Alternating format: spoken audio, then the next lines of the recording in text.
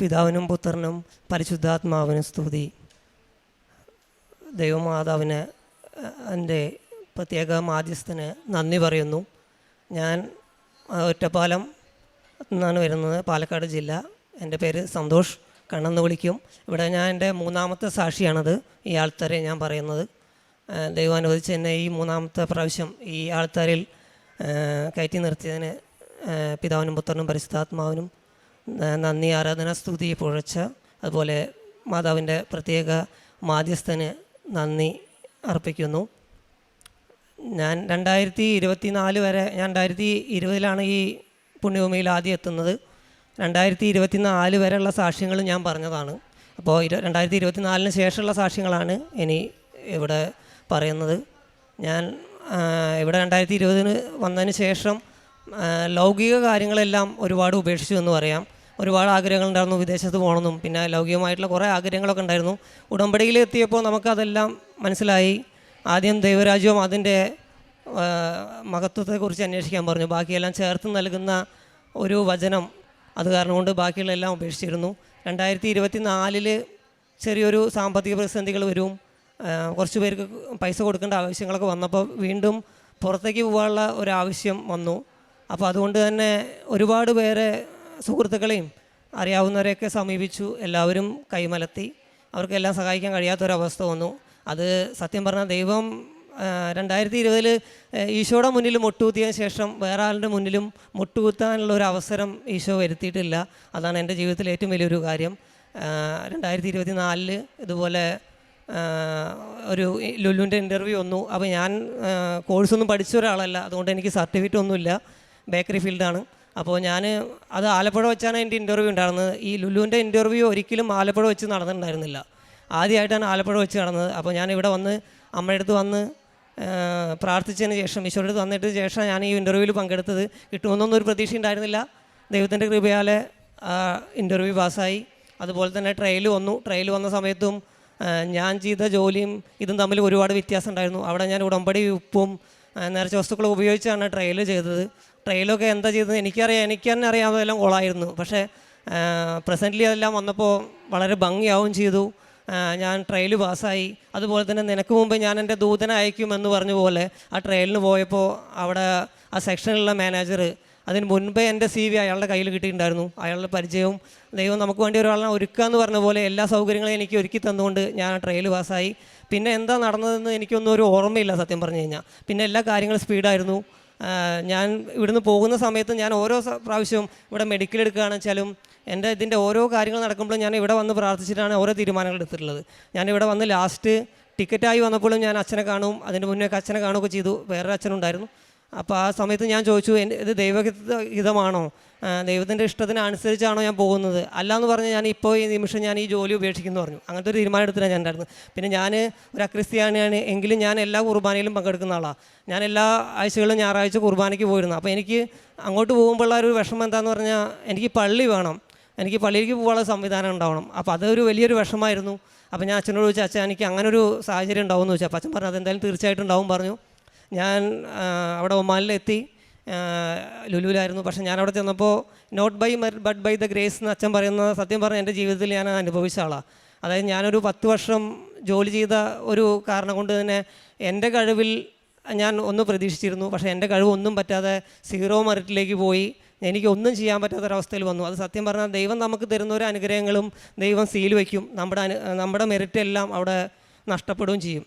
അതുകൊണ്ട് തന്നെ ഞാൻ അവരുടെ ചെന്നപ്പോൾ ഞാൻ ഒന്നിനും ചെയ്യാൻ പറ്റാതെ അവരെന്നെ കളിയാക്കും, എല്ലാവരും എന്നെ ഒറ്റപ്പെടുത്തും, മാറ്റി നിർത്തുന്ന ഒരവസ്ഥയുണ്ടായി. പക്ഷേ ദൈവം അനുവദിച്ചുകൊണ്ട് എനിക്ക് പള്ളിയിൽ പോകാൻ പറ്റാത്തൊരവസ്ഥയോട് വന്നപ്പോൾ മാനസികമായിട്ട് ഞാൻ തളർന്നു. ഞാൻ തിരിച്ചു പോരാൻ വേണ്ടി തീരുമാനിച്ചു. അപ്പോൾ വലിയൊരു എമൗണ്ട് അവർക്ക് തിരിച്ചു കൊടുക്കേണ്ട അവസ്ഥ വന്നു. അങ്ങനെ ഒരു അവസ്ഥയിൽ തന്നെ എൻ്റെ കൈ മുറിഞ്ഞു. ഒരു വിരലിൻ്റെ ഒരു കഷ്ണമൊക്കെ പോയിട്ട് ഞാൻ ഹോസ്പിറ്റലിൽ പോയി. അപ്പോൾ ഞാൻ ഈ ഹോസ്പിറ്റലിൽ പോയപ്പോൾ ഈശോനോട് കുറച്ച് പരാതി പറഞ്ഞു. ഈശോയെ, എന്തിനാണ് എനിക്ക് നാട്ടിൽ വെച്ച് എന്ത് പരീക്ഷണം തന്നാലും ഞാനത് ഏറ്റെടുക്കായിരുന്നു, ഏത് കുരിശ് ഏറ്റെടുക്കുക. അത് ഒന്നാമത് ഞാൻ തിരിച്ചു പോകാമെന്ന് വേണ്ടി നിൽക്കുകയാണ്, അതിൻ്റെ കൂട്ടത്തിൽ ഇതും കൂടി ആയപ്പോൾ വലിയ പ്രശ്നം പറഞ്ഞു. അപ്പോൾ കുറേ സിസ്റ്റേഴ്സ് പറഞ്ഞു എന്തിനാണ് ഈശോനോട് പരാതി പറഞ്ഞതെന്നൊക്കെ പറഞ്ഞു. അതൊക്കെ കഴിഞ്ഞ് ഞാൻ ഈ എൻ്റെ കൈയിൻ്റെ ഡ്രസ്സ് ചെയ്യാൻ വേണ്ടി പോയി ഒരു സിസ്റ്ററിനെ പരിചയപ്പെടുത്തും, സോഫിയ പറഞ്ഞിട്ടുള്ള ഒരു സിസ്റ്റർ, അവൻ്റെ കുടുംബം. അപ്പോൾ ആ സിസ്റ്റർ മുഖേന എനിക്ക് അവിടെ ഹോളി സ്പിരിറ്റ് പറഞ്ഞിട്ടുള്ളൊരു ദേവാലയത്തിലേക്കുള്ള ഒരു വഴിയായിരുന്നു. അപ്പോൾ ചില സഹനങ്ങൾ നമുക്ക് മുന്നിലോട്ടുള്ള ദൈവത്തിൻ്റെ ഒരു മാർഗ്ഗമായിരിക്കും എന്നാണ് ഞാനത് വിശ്വസിക്കുന്നത്. ഞാൻ കൈ മുറിഞ്ഞതിന് ദേവാലയത്തിൽ പോയതിന് ശേഷം കുർബാന പങ്കെടുത്തിന് 3 മാസത്തിനകത്ത് ഞാൻ അവിടെ ദേവാലയത്തിലെത്തും കുർബാനയിൽ പങ്കെടുക്കാൻ എനിക്ക് കഴിഞ്ഞു. അപ്പോൾ അന്ന് ഞാൻ ദൈവത്തിനോട് നന്ദി പറഞ്ഞു. അന്ന് പരാതി പറഞ്ഞതിന് ഞാൻ ക്ഷമ പറഞ്ഞുകൊണ്ട് ഞാൻ നന്ദി പറഞ്ഞു. എൻ്റെ കൈ മുറിഞ്ഞ സത്യം പറഞ്ഞ ദേവാലയത്തിലേക്കുള്ള ഒരു വഴിയായിരുന്നു, കുർബാനയ്ക്കായിരുന്നു. എങ്കിലും എനിക്ക് എല്ലാ വെള്ളിയാഴ്ചകളൊന്നും ലീവില്ലാത്ത കാരണം കുർബാനകളിൽ പങ്കെടുക്കാൻ പറ്റിയിരുന്നില്ല. അത് വലിയൊരു വിഷമമായിരുന്നു. അതുപോലെ തന്നെ ഈ പള്ളി പോയി 3 മാസത്തിന് ശേഷം എൻ്റെ ജോലി മേഖലയിലും എനിക്ക് വലിയൊരു ഉയർച്ച ഉണ്ടായി. അതായത് എൻ്റെ കൂടെ നിന്നവരും ഒന്നും പറ്റില്ല എന്ന് പറഞ്ഞവരൊക്കെ എന്നെ എല്ലാം ചെയ്യാൻ പറ്റുമെന്ന് പറയുന്ന രീതിയിലേക്ക് ദൈവം ഉയർത്തി. അവൻ്റെ മുന്നിൽ നമ്മുടെ പഴയ നിയമത്തിൽ പറയുന്ന പോലെ ദുഷ്ടന്റെ മുമ്പിൽ നമ്മളെ ഉയർത്തി കാണിക്കുന്ന ദൈവത്തിൻ്റെ വലിയൊരു കൃപ ഞാൻ അതിൽ മനസ്സിലാക്കി. അങ്ങനെ ദൈവം, ഞാൻ 2 മാസം കൊണ്ട് തിരിച്ചു വരാൻ നിന്ന ആളിനെ 2 വർഷം പൂർത്തീകരിച്ചു. ഞാൻ അവിടുന്ന് തിരിച്ചെത്തി.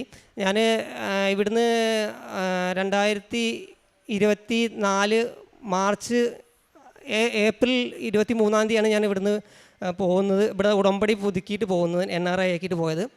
അതേ ദിവസം 2026, 23, 2026 ഏപ്രിൽ തന്നെ ഞാൻ ഇവിടെ വന്ന് ഞാൻ എയർപോർട്ടിൽ ഇറങ്ങിയപ്പോൾ അമ്മോട് പറഞ്ഞിരുന്നു, ഞാൻ എൻ്റെ അമ്മേനെ കാണില്ല, എൻ്റെ വീട്ടുകാരൊന്നും കാണില്ല. ഞാൻ ആദ്യം അമ്മേനെ ഈശോനെയും കണ്ടതിന് ശേഷം ഞാൻ എൻ്റെ ഭവനത്തിലേക്ക് പോകുമെന്ന് തീരുമാനിച്ചിരുന്നു. ഞാൻ എയർപോർട്ടിൽ നിന്ന് നേരെ ഇവിടെ വന്നു. അതേ ഡേറ്റിൽ തന്നെ ഞാൻ വന്ന് ഇവിടെ ഉടമ്പടി പുതുക്കി. അത് ദൈവത്തിൻ്റെ കൃപ കൊണ്ടാണ്. Not by merit but by the grace എന്ന് എനിക്ക് പറയാം. ദൈവത്തിൻ്റെ കൃപയാണ്, നമ്മുടെ കഴിവല്ല, ദൈവത്തിൻ്റെ കൃപയാണ് എല്ലാത്തിൻ്റെയും ഇതെന്ന് എനിക്ക് പൂർണ്ണമായിട്ടും എന്ന് പറയാൻ കഴിയുന്നുണ്ട്. അപ്പോൾ അതുപോലെ തന്നെ പിന്നീട് എനിക്ക് കിട്ടിയ അനുഗ്രഹങ്ങളെല്ലാം മറ്റുള്ളവർക്ക് കിട്ടിയതാണ്. എൻ്റെ സുഹൃത്തുക്കൾ, അവർക്ക് ആരോഗ്യമായിട്ടുള്ള രോഗസൗഖ്യങ്ങൾ, അതുപോലെ തന്നെ ജോലി കാര്യങ്ങൾ, സുഹൃത്തുക്കൾക്കും ബന്ധുക്കൾക്കും പരീക്ഷകൾ, അങ്ങനെ ഒരുപാട് കാര്യങ്ങൾ, അനുഗ്രഹങ്ങൾ എനിക്ക് കിട്ടിയിട്ടുണ്ട്. അതിപ്പോൾ സാക്ഷികളില്ലാത്ത കാരണം കൊണ്ടാണ് ഇവിടെ പറയാൻ പറ്റാതിരുന്നിട്ടുള്ളത്. അതുപോലെ തന്നെ ഒരുപാട് അനുഗ്രഹങ്ങൾ, നേർച്ച വസ്തുക്കളിലൂടെ അവിടെ ചെല്ലുന്ന സമയത്തൊക്കെ മെഡിസിനൊന്നും നമ്മൾ അങ്ങനെ ഒരു കാര്യങ്ങൾക്കും ഉപയോഗിച്ചിട്ടില്ല.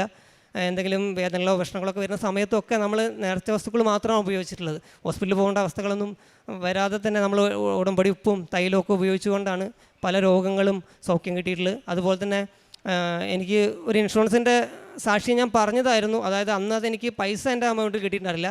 അച്ഛന് അസുഖമായി ബന്ധപ്പെട്ടുകൊണ്ട് ESIയിൽ എനിക്കൊരു പൈസ ക്ലെയിം ചെയ്യുന്നുണ്ടായിരുന്നു.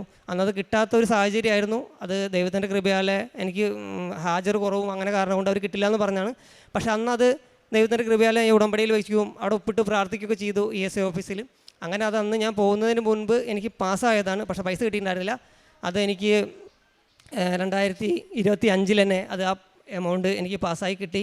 ആ സാക്ഷ്യം കൂടി ഞാൻ ഈ ആൾത്താരയിൽ പങ്കുവയ്ക്കുന്നു. അതുപോലെ ഒരുപാട് അനുഗ്രഹങ്ങളും കൃപകളും ദൈവം എനിക്ക് തന്നിട്ടുണ്ട്.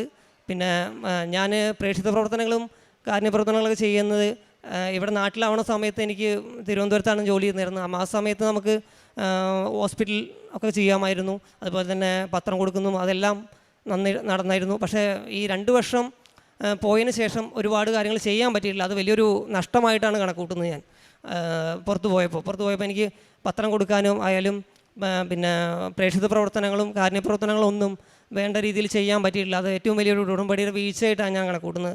അപ്പോൾ ഞാൻ സത്യം പറഞ്ഞാൽ ഞാൻ ആ ജോലി ഉപേക്ഷിച്ചിട്ടാണ് ഞാൻ പോകുന്നത്.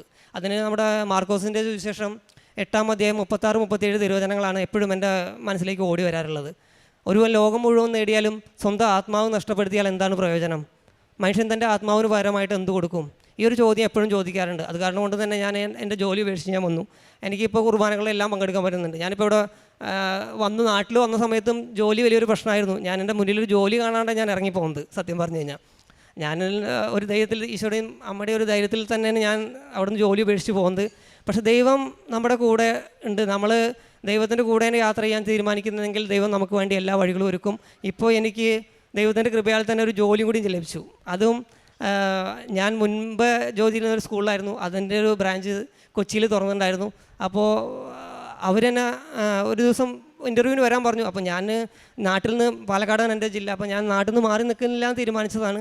എങ്കിലും ഞാനൊന്ന് വെറുതെ ഇൻ്റർവ്യൂവിന് പോയതാണ്. ആ സമയത്ത് ആ ഇൻ്റർവ്യൂവിന് പോയപ്പോൾ ഞാനും പ്രാർത്ഥിച്ചിരുന്നു, ഞാൻ നാട്ടിൽ ജോലി ചെയ്യാൻ വെച്ചാൽ എനിക്ക് ഞായറാഴ്ച കുർബാന മുടക്കിയിട്ടുള്ള ഒരു കാര്യങ്ങൾക്ക് ഞാൻ പോകില്ലാന്ന് തീരുമാനിച്ചു. അങ്ങനത്തെ ജോലി വേണ്ടാന്ന് തീരുമാനിച്ചിരുന്നു. പക്ഷേ ഞാൻ ഇൻ്റർവ്യൂവിന് പോയിട്ട് ആദ്യമായിട്ട് പോവുകയാണ് ഈ സ്ഥലത്തേക്ക്. അവിടെ ചെന്ന് കഴിഞ്ഞപ്പോൾ ആ സ്കൂളിൻ്റെ തൊട്ട് മുന്നിൽ മാതാവിൻ്റെ ഒരു കുരിശടി കണ്ടത്. അപ്പോൾ ഞാൻ വലിയൊരു സന്തോഷമായി. എനിക്ക് നമുക്ക് എന്തെങ്കിലും പ്രശ്നം വരുമ്പോൾ ഓടി ചെല്ലാനൊരു സ്ഥലമുണ്ട്. വേറെ ആരോട് പരാതി പറഞ്ഞിട്ടും കാര്യമില്ലല്ലോ, ദൈവത്തിനോട് പരാതി പറഞ്ഞിട്ടല്ലേ കാര്യമുള്ളൂ നമുക്ക് വിഷമങ്ങളും. അപ്പോൾ അത് വലിയൊരു ആശ്വാസമായി. അത് കഴിഞ്ഞ് ഞാൻ തിരിഞ്ഞു നോക്കിയപ്പോൾ ഒരു ബോർഡ് കണ്ടു, സെൻറ്റ് സെബാസ്റ്റ്യൻ ചർച്ച് 350 മീറ്റർ. അപ്പോൾ അതിലേറെ വലിയ സന്തോഷമായി കുർബാനയ്ക്ക് പോവുക. അപ്പം ഞാൻ ഇൻ്റർവ്യൂവിന് പോയില്ല, നേരെ പള്ളിയിലേക്ക് പോയിട്ട് അവിടെ കുർബാന എപ്പോഴാണെന്ന് നോക്കി. അപ്പോൾ നോക്കിയപ്പോൾ ഒരു 6:30 മണിക്ക് കുർബാനയാണ്. അപ്പോൾ വലിയ സന്തോഷമായി. ഞാനവിടെ ചെന്നു. എൻ്റെ ആദ്യത്തെ ആഴ്ച തന്നെ ഞാൻ അവിടെ കുർബാനയിൽ പങ്കെടുത്തു. അതിനേക്കാൾ അപ്പുറത്ത് എനിക്ക് നഷ്ടപ്പെട്ട കുർബാനകൾക്ക് പകരം അവിടെ തന്നെ ഈ മദ്യവിരോധിത ആയിട്ടുള്ള ആൾക്കാരനെ പാർപ്പിക്കുന്ന ഒരു ധ്യാനകേന്ദ്രം പോലെ സ്ഥലമുണ്ട് അവിടെ തന്നെ, പൂക്കട്ടോടി, ആലുവയാണ്. അപ്പോൾ അവിടെ തന്നെ വൈകുന്നേരത്ത് 5 മണിക്കും കുർബാനയുണ്ട്. അപ്പോൾ ഒരു ദിവസം തന്നെ 2 കുർബാനയ്ക്ക് കൂടാൻ പറ്റും. അപ്പോൾ നഷ്ടപ്പെട്ട കുർബാനകളെല്ലാം തിരിച്ചെടുക്കാനുള്ള ഒരു സംവിധാനം കൂടിയും ദൈവം ഒരുക്കി തന്നു. അത് വലിയൊരു ജീവിതത്തിൻ്റെ വലിയൊരു അനുഗ്രഹമാണ് ആയിട്ട് തന്നെ കണക്കൂട്ടുന്നു. പ്രേക്ഷിത പ്രവർത്തനം, കാരുണ്യ പ്രവർത്തനങ്ങളും പറഞ്ഞു കഴിഞ്ഞാൽ, ഞാൻ നാട്ടിലാകുമ്പോൾ രോഗികൾക്ക് ഞാൻ ഗവൺമെൻറ് ഹോസ്പിറ്റലിലാണ് ചെയ്തിരുന്നത്, തിരുവനന്തപുരത്ത് ആറ്റിങ്ങൽ ചെറിയൻകീഴ്. അവിടെ ഒരുപാട് രോഗികളെ കാണും, ഒരുപാട് പേർക്ക് പ്രാർത്ഥിക്കാൻ, ഒരുപാട് പേരുടെ ജീവിതങ്ങളിലൂടെ കടന്നു പോകാനും ദൈവം നമ്മൾ ഒരുപാട് പഠിപ്പിച്ച് ഒരുപാട് ജീവിതങ്ങളിലൂടെ കടത്തി വിട്ടിട്ടുണ്ട്. അതുപോലെ തന്നെ പ്രേക്ഷിത പ്രവർത്തനങ്ങൾ ഞാൻ ചെയ്യാറില്ല. ഏറ്റവും കൂടുതലും യൂത്തിനാണ് ഞാൻ പത്രങ്ങൾ കൊടുക്കാറുള്ളത്. ഞാൻ ഒരു കോളേജ്, സ്കൂൾ പഠിക്കുന്ന കുട്ടികൾക്കാണ് ഏറ്റവും കൊടുക്കാറുള്ളത്. അത് കാര്യം തന്നെ, ഈശോ സ്വർഗ്ഗരാജ്യം സമീപിച്ചിരിക്കുന്നു, എല്ലാവരും മാനസാന്തരപ്പെട്ട് സുവിശേഷത്തിൽ വിശ്വസിക്കാൻ ആഹ്വാനം ചെയ്തില്ലേ, അതിന്ന് നടന്നുകൊണ്ടിരിക്കുന്നുണ്ട്. നമ്മുടെ പുതിയ തലമുറകളാണ് ഈശോനെ അറിയേണ്ടത്. ഈശോൻ്റെ സ്നേഹം മനസ്സിലാക്കി കഴിഞ്ഞാൽ തെറ്റ് ചെയ്യാൻ പറ്റില്ല, ഒരു വിശുദ്ധമായിട്ടുള്ളൊരു ജീവിതം നയിക്കാൻ നമുക്ക് കഴിയും. അപ്പോൾ പുതിയ തലമുറ, ഇന്നത്തെ തലമുറ അറിയാം, തിന്മ കാണാതിരിക്കാൻ കണ്ണുകളടയ്ക്കുന്നവൻ ഉന്നതങ്ങളിൽ വസിക്കും എന്ന് പറഞ്ഞൊരു വചനമുണ്ട്. സത്യം പറഞ്ഞാൽ തിന്മ കാണാതെ നമ്മൾ മുന്നിലേക്ക് ഇറങ്ങാൻ പറ്റാത്തൊരവസ്ഥയാണ് ഇന്നത്തെ കാലഘട്ടം. അപ്പോൾ ആ കാലഘട്ടത്തിൽ നമുക്ക് ഈശോനെ പങ്കുവെച്ച്, ഈശോനെ ഈ പുതിയ തലമുറയ്ക്ക് പങ്കുവെക്കുമ്പോൾ അവർക്ക് ഈശോനെ അറിയാൻ കഴിഞ്ഞു കഴിഞ്ഞാൽ തീർച്ചയായിട്ടും ഈശോ പറഞ്ഞ ആ സ്വർഗ്ഗരാജ്യം ഇവിടെ തന്നെ ഭൂമിയിൽ നമുക്ക് ഉണ്ടാക്കാൻ പറ്റും. അതുപോലെ തന്നെ ഉടമ്പടിയെക്കുറിച്ച് പറയുമ്പോൾ, പലപ്പോഴും ഉടമ്പടിയെക്കുറിച്ച് പറയുമ്പോൾ എനിക്ക് ഇപ്പോൾ ഉടമ്പടിയെക്കുറിച്ച് പറയുകയാണെന്ന് വെച്ചാൽ, പരിശുദ്ധ മാതാവിൻ്റെ കൈ പിടിച്ച് ഈശോ നടന്ന വഴികളിലൂടെ നടന്ന് പിതാവിൻ്റെ ഭവനത്തിലേക്കുള്ള ഒരു യാത്രയാണ് നമ്മുടെ ഉടമ്പടി ജീവിതം. അതാണ് ഉടമ്പടി ജീവിതം നമ്മളെ മാറ്റിമറിക്കും. നമ്മളിപ്പോൾ അക്രിസ്ത്യാനികളെന്നില്ല നമ്മുടെ ഈ കൃപാസനത്തിൽ. സത്യം പറഞ്ഞപ്പോൾ പലപ്പോഴും മതം മാറ്റില്ലോ അങ്ങനെ ഒരു സംഭവങ്ങളില്ല. ഞാൻ ഇപ്പോൾ 2020 തൊട്ട് ഇവിടെ വരുന്ന ഒരാളാണ്. എന്നോട് ഒരാളും മതം പറഞ്ഞിട്ടില്ല. ഈശോനെ വിശ്വസിക്കുക, പ്രാർത്ഥിക്കുക, ഈശോനെ അടിയുറച്ച് വിശ്വസിക്കുക, വിശ്വസ്തയോടുകൂടി ഈശോയുടെ കൂടെ യാത്ര ചെയ്യുമ്പോൾ ഈശോ ആരെയും കൈവിടില്ല. നമ്മളെ 10 കുഷ്ഠരോഗികളെ തന്നെ നമ്മൾ എടുക്കുമ്പോൾ നമുക്കറിയാം, 10 കുഷ്ഠരോഗികൾ വന്ന് ഈശോട് ഒക്കെയാണ് അപേക്ഷിക്കുമ്പോൾ ഈശോ അവരെല്ലാവരും സൗഖ്യപ്പെടുന്നുണ്ട്. ഈശോ അവർ പോകുന്ന വഴിയിൽ അവർ സൗഖ്യപ്പെടുന്നുണ്ട്. അപ്പോൾ അതിലൊരാൾ മാത്രം വന്ന് ഈശോയോട് സൗഖ്യപ്പെട്ടിട്ട് നന്ദി പറയുന്നത്. അപ്പോൾ അതുപോലെ ഞാൻ എല്ലാ സാക്ഷ്യങ്ങളും ഞാൻ ഇവിടെ പറയാറുണ്ട്. നമ്മളിപ്പോൾ സാക്ഷ്യം പറയാതിരിക്കുമ്പോൾ നമ്മൾ ആ 9 കുഷ്ഠരോഗികളിലെ ഉൾപ്പെടും. അതായത് ആ ഒരു കുഷ്ഠരോഗി മാത്രമേ ഈശോയോട് വന്ന് നന്ദി പറഞ്ഞതും സാക്ഷ്യം പറഞ്ഞിട്ടുള്ളൂ. അപ്പോൾ നമ്മുടെ ആൾക്കാരിൽ നമുക്ക് ഈശോയുടെ ഒരു കൃപ, അമ്മയുടെ മായസം വഴി ഈശോയുടെ നാമത്തിൽ നമുക്ക് കിട്ടുന്ന അനുഗ്രഹങ്ങൾ നമ്മൾ പങ്കുവെച്ചില്ലെങ്കിൽ അതൊരു കടമായിട്ട് മാറും. അതുപോലെ 10 കുഷ്ഠരോഗികളിൽ 9 കുഷ്ഠരോഗികളിൽ പെട്ട ഒരാളായി നമ്മൾ മാറും. അതുകൊണ്ട് ഞാൻ എല്ലാ സാക്ഷ്യങ്ങളും ഇവിടെ പങ്കുവയ്ക്കാറുണ്ട്. മൂന്നാമത്തെ പ്രാവശ്യം ഈ ആൾത്താരിൽ എന്നെ ഇവിടെ കയറ്റി നിർത്തിയതും ദൈവത്തിൻ്റെ കൃപയാലാണ്. ഞാനൊന്നുമല്ല, ദൈവത്തിൻ്റെ കൃപയാണ് എല്ലാത്തിൻ്റെയും വലിയൊരു ആധാരം. അതുപോലെ എഫേസ്യസ് ലേഖനം 6-ാം അധ്യായം 10 മുതൽ 18 വരെയുള്ള തിരുവചനങ്ങൾ, അതാണ് സത്യം പറഞ്ഞ കൃപാസനത്തിലൂടെ നടക്കുന്നതും.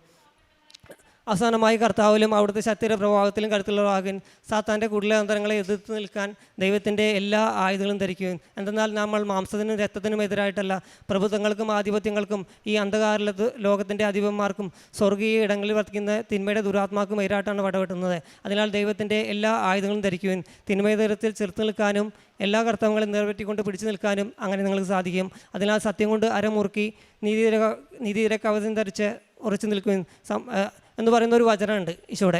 ആ വചനമാണ് ഇന്നിപ്പോൾ നമ്മുടെ ഇതിലൂടെ നടക്കുന്നത്. അതിനോടനുബന്ധിച്ച് തന്നെ എഫേസ്യസ് ലേഖനം 4-ാം അധ്യായം 22-23 തിരുവചനം കൂടിയും അതിനോടനുബന്ധിച്ച് നടക്കും.